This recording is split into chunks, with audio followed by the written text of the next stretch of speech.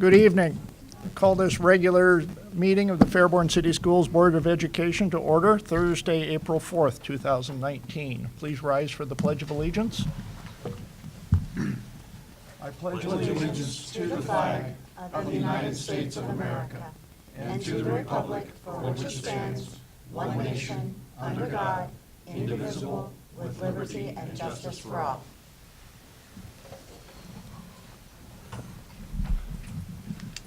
Call the roll, please. Mr. Wilson. Here. Mr. Browning. Here. Mr. McCourt. Happily here.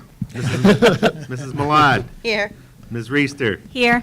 Yes, welcome back, Mr. McCourt. Thank you. Okay, we have a motion to approve the agenda as presented. So moved. Thank you, Mr. Browning. Second. Thank you, Ms. Reister. Any comments or questions? Mr. Browning. Yes. Ms. Reister. Yes. Mr. McCourt. Yes. Mrs. Malad. Yes. Mr. Wilson. Yes, motion carries. I have a motion to approve the minutes of the Thursday, March 7th regular meeting. So moved. Thank you, Mr. McCourt. Second. Thank you, Ms. Malad. Any corrections, additions, comments? Mr. McCourt. Yes. Mrs. Malad. Yes. Ms. Reister. Yes. Mr. Browning. Yes. Mr. Wilson. Yes, motion carries. Board member reports and good of the order. Mr. McCourt. Oh, well, first of all, I would like to just say a big thank you for all of the prayers and well wishes during my time off. Had a little heart situation there that I didn't know anything about. You know, it's really amazing. The older you get, you kind of think you can just go on and go on and go on. Well, I had no pains. I had no shortness of breath. And all of a sudden, I had open heart surgery with 5 replacements. So I don't ask you, I beg you, those of you who are up in your years, go get a stress test to make sure you're good and healthy. But thanks to all the people who kept me in their prayers. After I was up and at least walking, I was able to attend some functions with tennis and baseball contests. Was at the Nutter Center last week, both Saturday and Sunday with the Flag Corps and the drum line. Flag Corps finished first, and I don't want to steal Mr. Browning's thunder, but everything is really, we have a lot to be proud of with our young band members and not only band members but entire student body. But also would like to say welcome to our new head football coach, Randy Kearns. I snuck out one day and did attend the first meeting with the parents and Mr. Kearns, and was able to get in the weight room one day. Weight room numbers seem to be really, really increasing, and a lot of excitement. So with that said, and finally, I would like for you to maybe again keep in your prayers. I know he's in mine, but the recovery of Officer Titley seems to be doing fairly well, at last I'd heard, but, you know, it's one of those people that they don't run away from problems, they run toward them. And just thank God we got a whole city full of those first responders. So please keep him in your prayers. And that's all I have, Mr. Wilson. Thank you. Okay. Ms. Reister.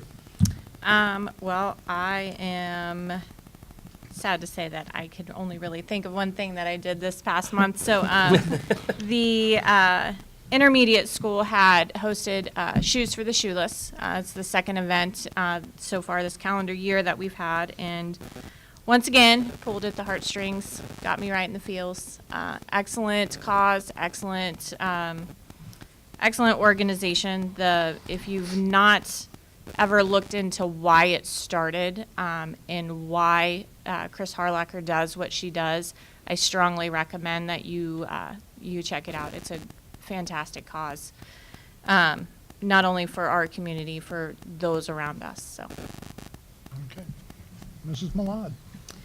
I'd like to say welcome back to Mr. McCourt. Oh, thank you, Katie. And I have nothing to add for the past, but just good luck to everybody. I know we've started our testing season, and you all are under a lot of stress for that. So good luck with that. And seniors, enjoy every last minute because it's going to wrap up fast. Okay. Mr. Browning. Okay.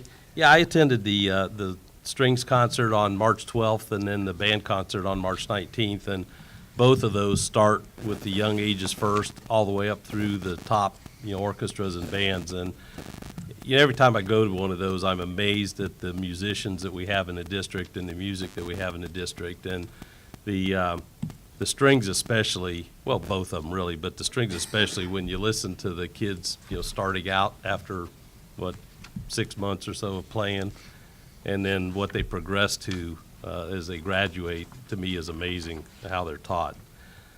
Also went to the Winter Sports Awards, and Sean Monroe and Evelyn Oktovic both were 1,000-point career scorers, which is really, really neat to have one in each of the sports. And the thing that amazed me is the number of our student athletes that are recognized in the league for academic performance, and also league honors, district honors, and state honors. So it's neat. If somebody hasn't been to one of those before, it's good to go to see all the awards that our athletes get.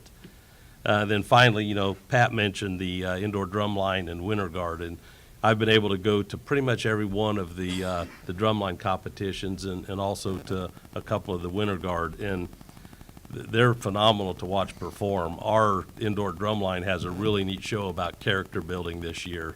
And if you get a chance, their last performance, or they're going into their last performance this coming week, it's on Wednesday at the Winter Guard Internationals at UD. But last weekend, MIPA, which is the Midwest states, more of the Midwest states, our Winter Guard won first place.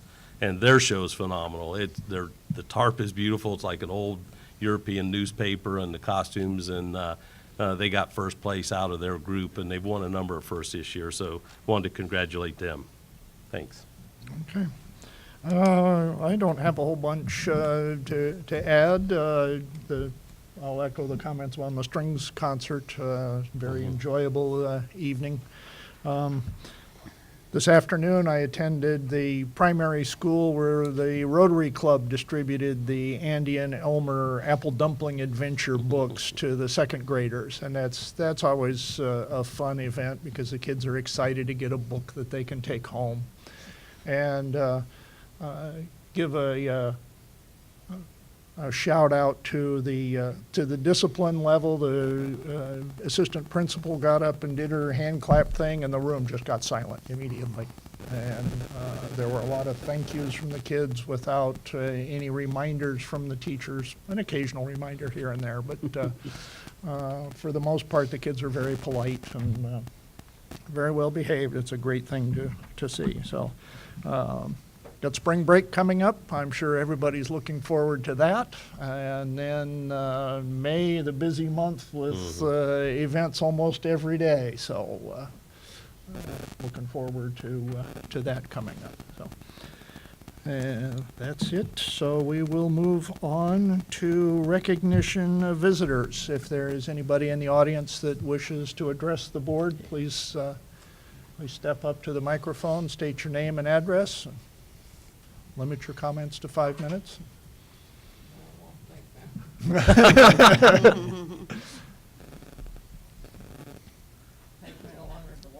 It's all right, Ann. You take your time. Take your time.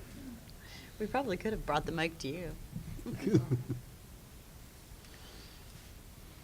Clock starts now, Ann. Ann Foster, Fairborn. I just wanted to let everybody know that the music club had a painting party fundraiser, and I helped at that, and we had 16 painters, and they were awesome. And I think according to Wendy, they did pretty good on the money, so that'll be a help, and it was a pleasure to work with Terry Lynn and the others doing that. Thank you. Oh, thanks for doing that. Yeah, thank you, Ann. Thank you.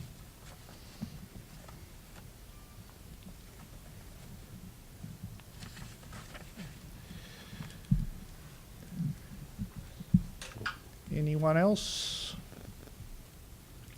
Okay, seeing no one, we'll close recognition of visitors and move on to school district presentations. Mr. Thank Lally. you. Thank you, Mr. Wilson. Tonight, we have here Fairborn's finest, the senior class officers, to give us a presentation on the recent New York trip that they just attended.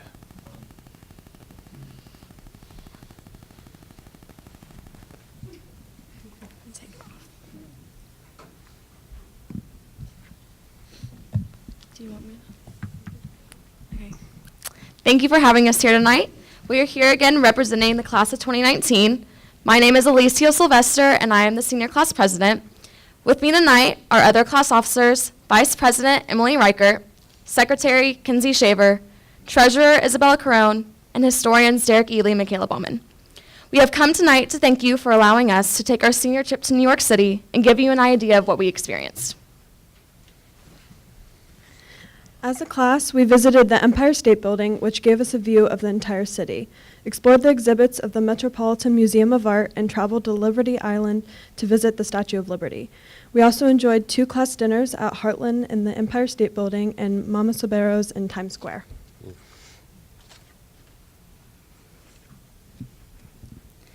The Broadway show we saw was Aladdin. Our class thoroughly enjoyed it. We were especially excited when we found out that the actor playing Jafar on Broadway had done the voice of Jafar from the original 1992 film.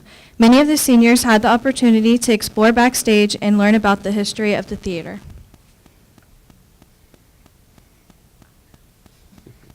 When we did not have things planned for everyone, our class split up into smaller groups we called families.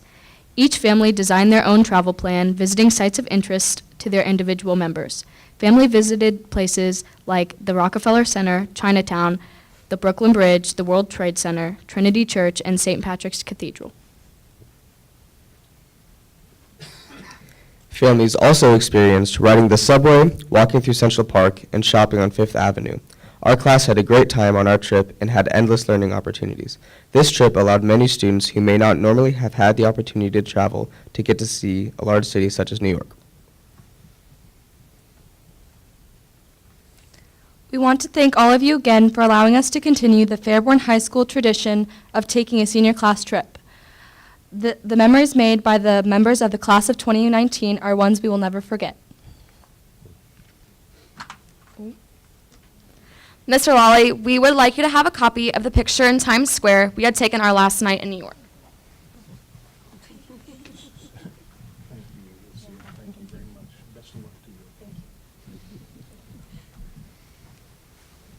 Please enjoy a slideshow of the 2019 senior class trip to New York City.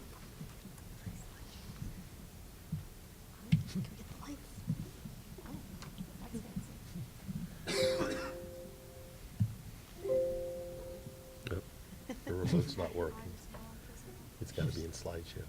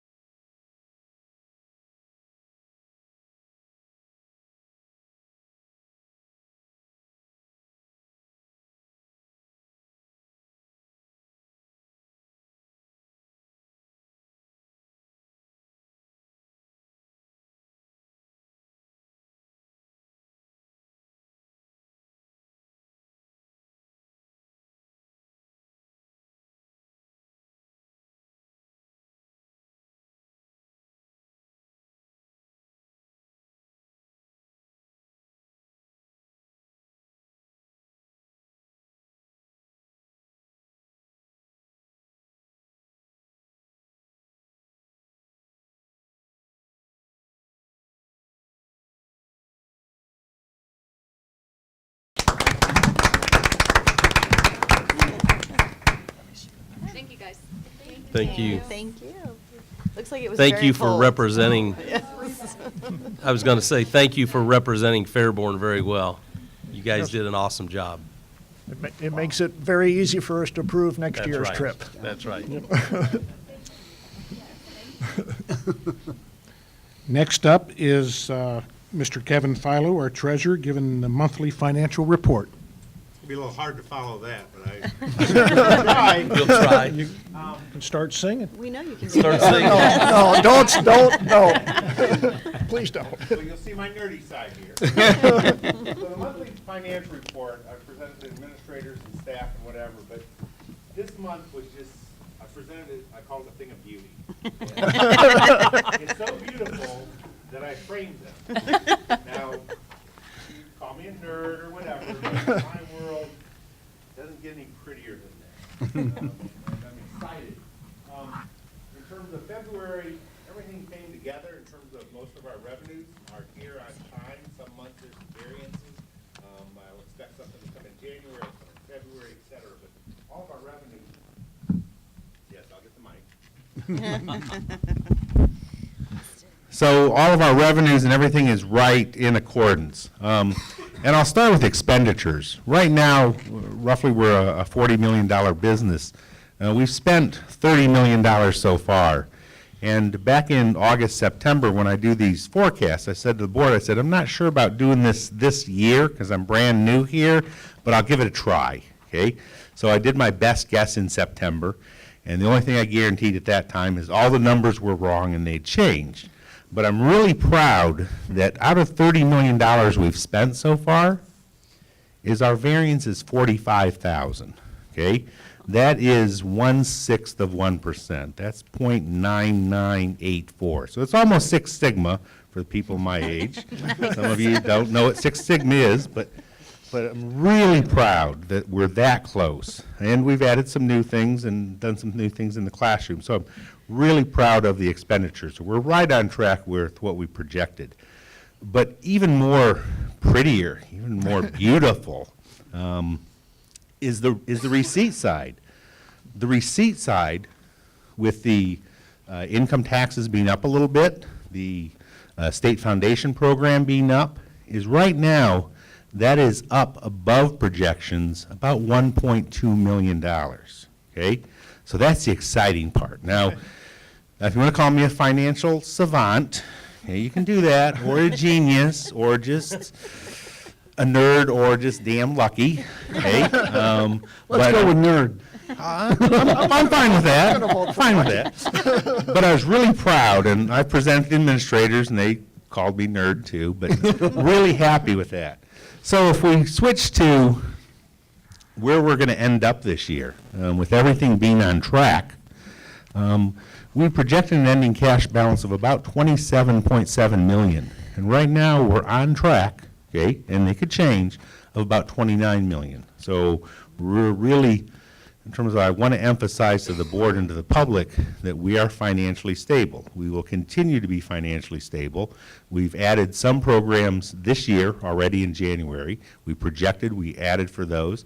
We're adding more programs next year, but we're going to keep financially stable, okay? My goal is school finances in Fairborn are boring, okay? In my world, boring is good. But they're beautiful, okay? So, next month I'll present on the 5-year forecast that needs to be updated, and I'll update the board a little bit about that later on tonight. But each of these, when I do the presentation, I want to give a factoid. I want to educate the public about the finances and how they compare to other places. And so, for this month, I looked at area school districts of when their last operating tax levy was. And our last tax operating levy, a new one, was in 2007.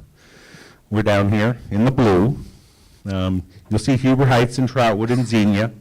They've went a longer period of time. But you'll see other districts, if you move over. Beaver Creek is on the ballot, Oakwood's on the ballot. Kettering just passed one last year. But if you look in terms of performance, you might see a little bit of grouping in terms of Dayton is down here by us, Mad River, Yellow Springs. So for an expectation for a district to go 11 years without a new operating levy is extraordinary, especially if you have high expectations and high performance. And so that's one of the things that we want to educate our public, that normal, routine, small operating requests should be normal, that we're not going to come back with huge requests, but that we'll ask for something reasonable, and we'll plan for it, and we'll give people notice. So I just wanted to let the board and the public see that in terms of, if you want copies of it, I can provide that. In the past, I've shown expenditures per pupil, et cetera. So, but these are really good. The month of March, they're still good. I'm not going to frame them, though. Okay? So, thank you. Thank you. Where are those going? These will go in my office. Okay, you put them up. Yes, they're not replacing pictures of my wife and kids, okay? They are not. Oh, I thought we were going to each get one. If you each want one, I can get you one. Well, your comment about the 5-year forecast is a challenge for you, because they're working on the state budget for the next 2 years, which they're not going to release the final numbers for that until at least a month after your forecast is due. So. Any questions from the board? No. Nice job, Kevin. Next, we have Dr. Sue Brackenhoff to give us an update on Benchmark Advance K-6 literacy program.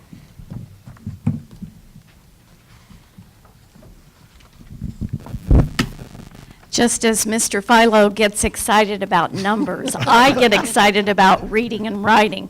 So by the end of the night, you will have reading, writing, and arithmetic before you. So Thoroughly educated. on the agenda tonight is a proposal to accept Benchmark Advance as our new K-6 literacy adoption. Benchmark Advance is from Benchmark Education, which is purely a literacy company. They don't diversify into all the areas. They focus on literacy and try to do it well. Some of the foundations of Benchmark Advance that we were looking for is that it is a balanced literacy approach with strong foundations in the classroom, supported by assessment and professional development, digital and print delivery. The program is scaffolds text complexity, so there's a lot of support starting in kindergarten, and that's gradually released over the grade levels. And as I said, this is a K-6 adoption that we're looking at. Also included as part of the program is this vertical alignment, and that's something we felt was really important as we began to examine literacy programs. We wanted our program to build from grade level to grade level, and content knowledge is one of the components that set Benchmark Advance apart from some of the other programs. Within the program, there are unit topic sets, and these topics are repeated from kindergarten through 6th grade with increased complexity in content knowledge while bringing in fiction as well as nonfiction literature. The unit sets are based on a 3-week set. In week 1, it's more of the teacher doing. In week 2, the teachers and students do together. And by week 3, that gradual release, students are working independently around a central topic. Another key feature of this is that the books are books that the students will own.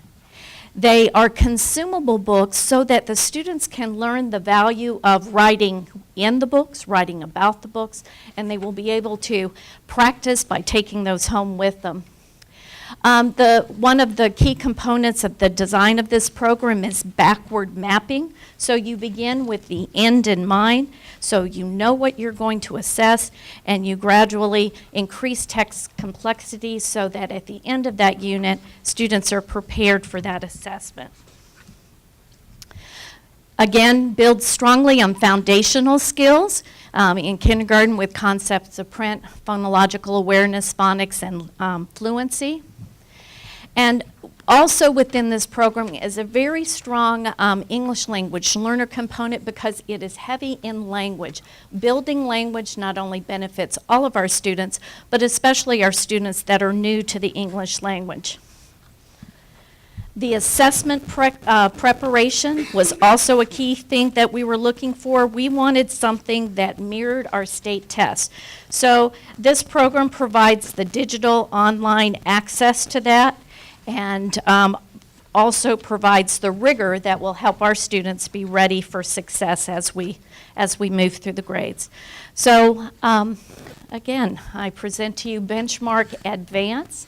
We hope to have that approved, and if you have any questions, I provided you with just a program guide that lines up each grade level, what is included in that. So students will be reading level text, and they will also have text online as well as things that they can take home with them.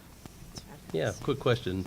Could you explain to everybody, like, how you did the selection process and who all was involved? This has been a long process, and you know what? Next time around, it'll be even longer.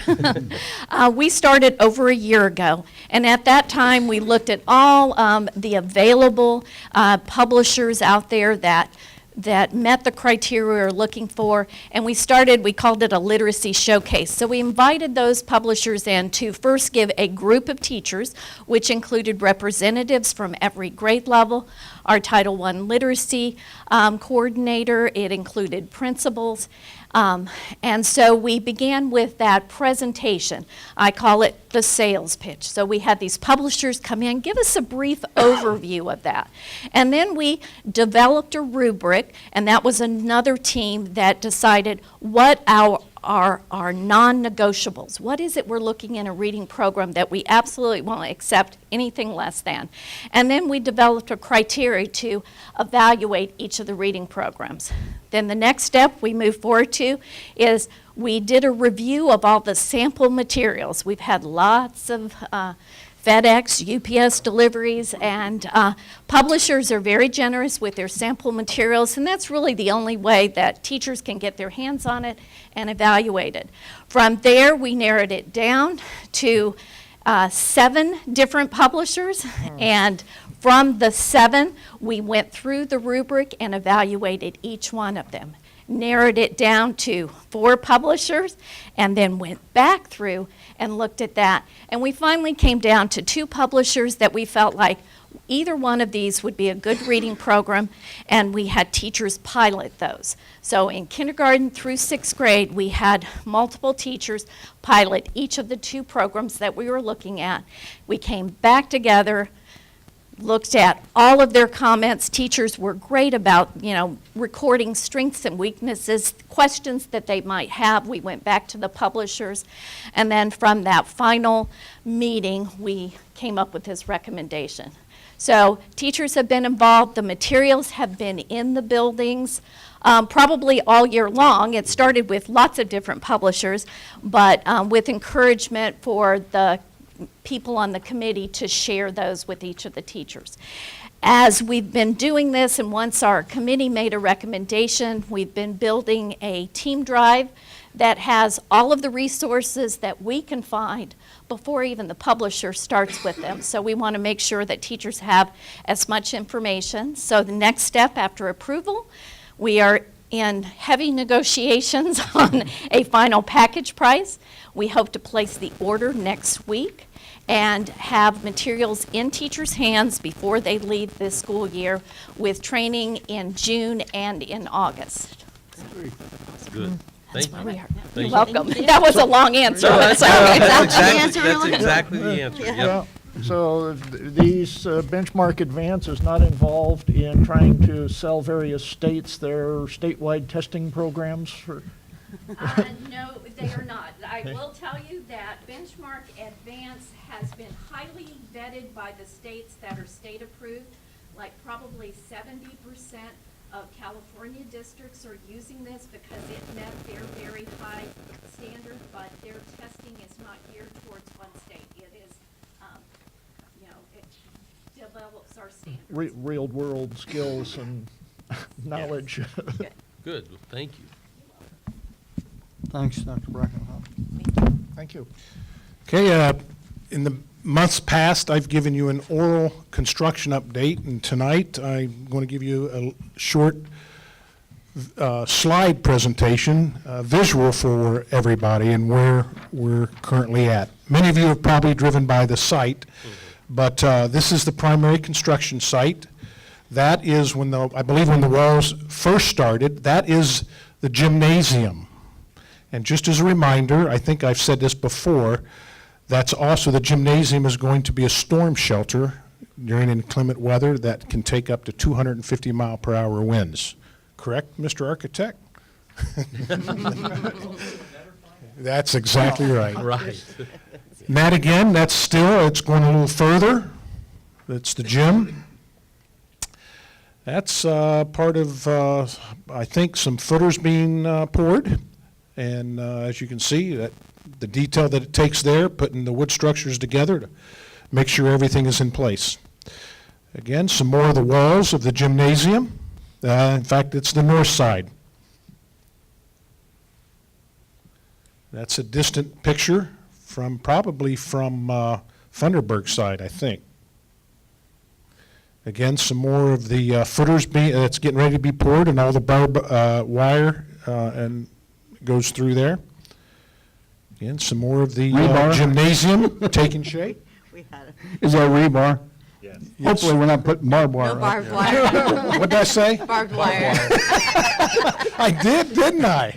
So, thank you, Pat. You know, At school. yes, that is. I was just seeing if he was paying attention, and I got to hand it to you. That heart surgery did you well. The barbed wire goes around the board office. I did say barbed wire. Rebar, thank you. Again, some more of the soon-to-be wall. That is, oh, no, that's the elevator shaft. Okay, That's something new. and south gymnasium wall, even higher. And this is, I think, are you covering this, Mike? I think you had that, correct? So I'm going to turn this over to you. I got a little more simplified thing. You need this. Maybe.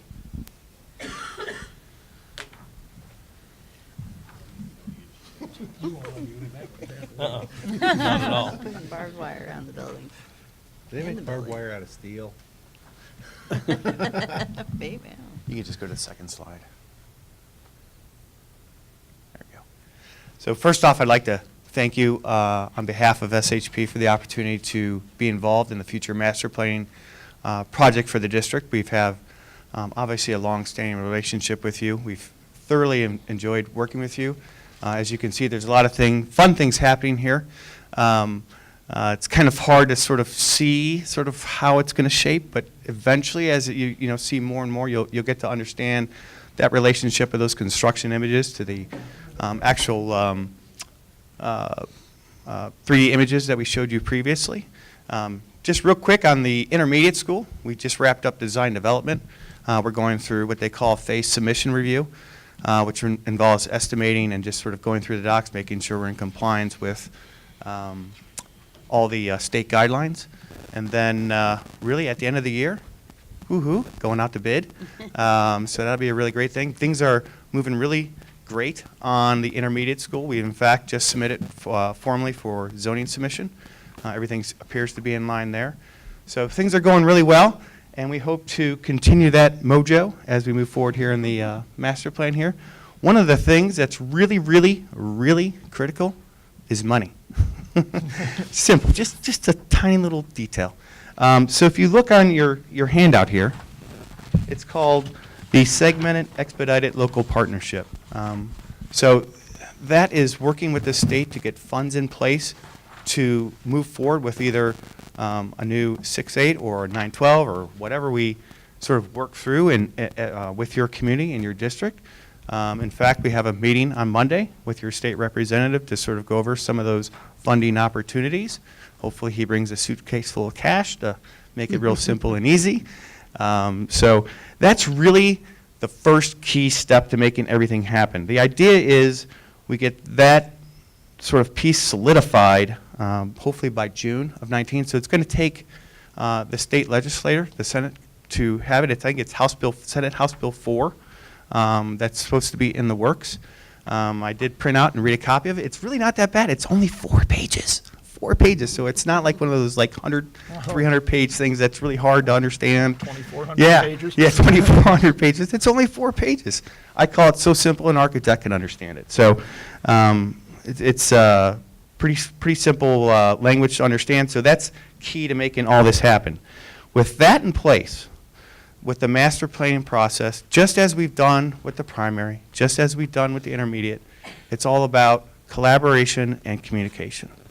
It's about setting up consensus and sort of ideas of everybody and even getting the naysayers involved in the process so that every voice is heard. The idea is that we want to make sure that all voices are heard and that we come with a plan in place that the community will support when we go out to that campaign.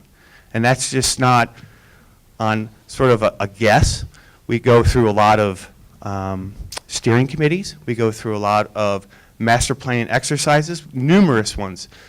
We just don't just sort of throw one on the table and go with that. We want to get all options on the table and hear all voices. And then we go through community inputs. We go through all those analysis of site, right? So site, where does this new building want to live? So communication with the city of Fairborn, getting them involved. So getting all these people involved, just as we've done with the design of those other 2 schools. It's the same process in a way of what we're doing with your master plan.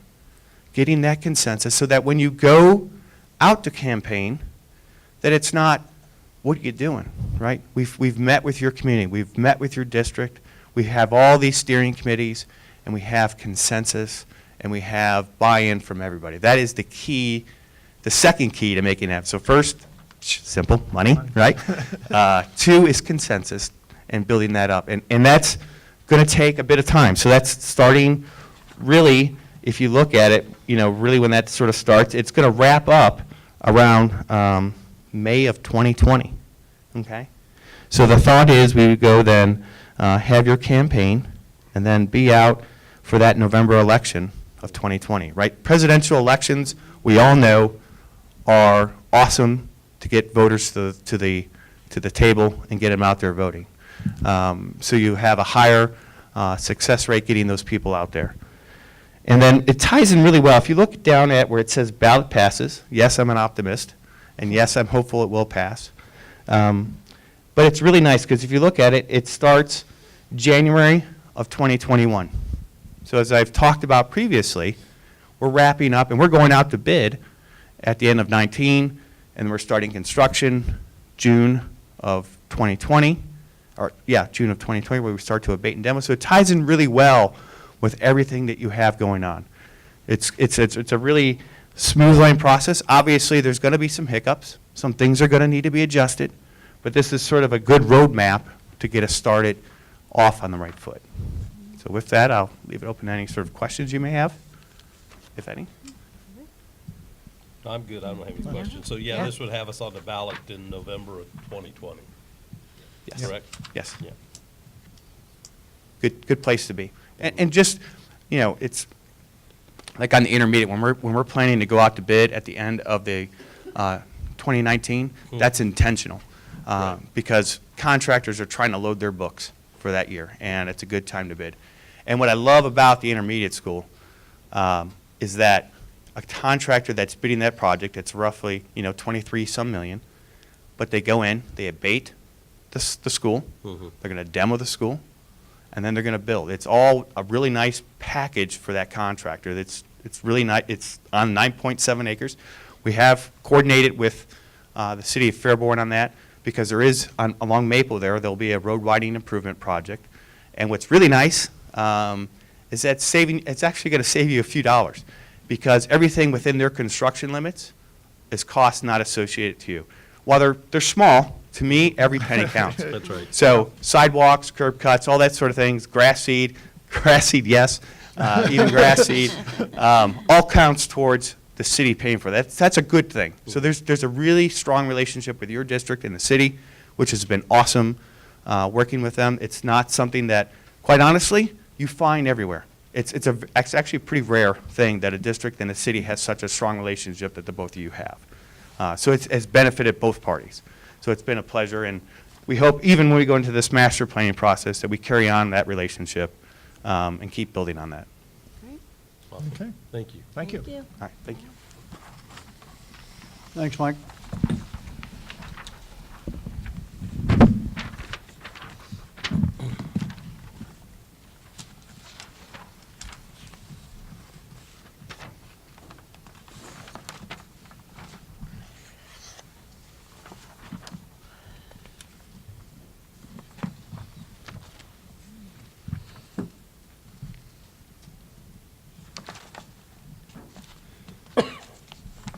Okay, moving on to item 9, budget and finance. We have approval of the February financial report, a change in the adult meal price, an additional law firm, and asset disposal on the list. May I have a motion? So moved. Thank you, Mr. Browning. I'll second. Thank you, Ms. Reister. Any comments, questions? Okay, call the roll. Mr. Browning, Yes. Ms. Reister, Yes. Mr. McCourt, Yes. Mrs. Malad, Yes. Mr. Wilson. Yes, motion carries. That's better. That's right. Item 10, administrative reports and superintendent recommendation, which is some contracts, additional days, some additional days for some employees, tutors, resignations from certified. It runs through, boy. It's through the top of page 7, which is a lot of transfers, pay schedule changes, unpaid leave, summer employments, summer lunch program. So, may I have a motion? So moved. Thank you, Mr. Browning. Second. Thank you, Ms. Reister. And we also have on page 7 some gifts and donations to acknowledge. Mr. McCourt, will you handle that, please? Oh, sure. As always, we do appreciate all of our gifts and donations. It seems like a lot of the gifts and donations keep coming from the people who not only have worked here, but have gone to school and graduated. So acknowledgments on contributions made by other organizations that benefit our schools. Under the Hall of Honor, Ed and Sandy Gibbons, a $100 donation, Skyhawk donor, and Laurel and Betsy Mayer, a $25 blue donor. Thank you so much. Okay. And the items at the Oh, top of the at the page. top, I'm sorry. Forgot those. Jane Clifton, donations for $100. Joan Dottel, also $100. The Fairborn Intermediate School Student Council, a $100 donation. Ed and Sandy Gibbons, a $100 donation. And Steve Quinter, a $100 donation. Again, thank you so much. Mr. President, you might want to highlight B, C, D, E, and G as well. They're sort of non-personnel stuff.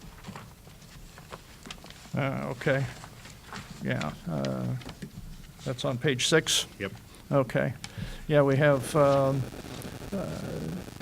contracts for the administrative compensation and benefit provisions, for new contracts effective beginning August 2019.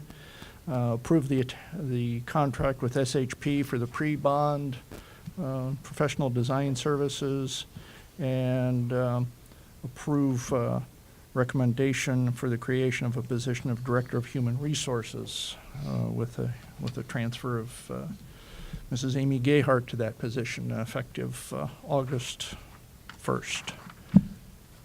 And then a listing of the individuals with contracts of various lengths.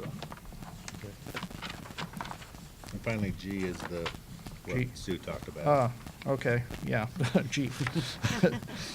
And the approval of the Benchmark Education Company, which Dr. Brackenoff presented earlier in the meeting. Thank you, Mr. Philo. Mr. Browning, Yes. Ms. Reister, Yes. Mr. McCourt, Yes. Mrs. Malad, Yes. Mr. Wilson. Yes, motion carries. Okay, Uh, we've covered item 11 already. Yep.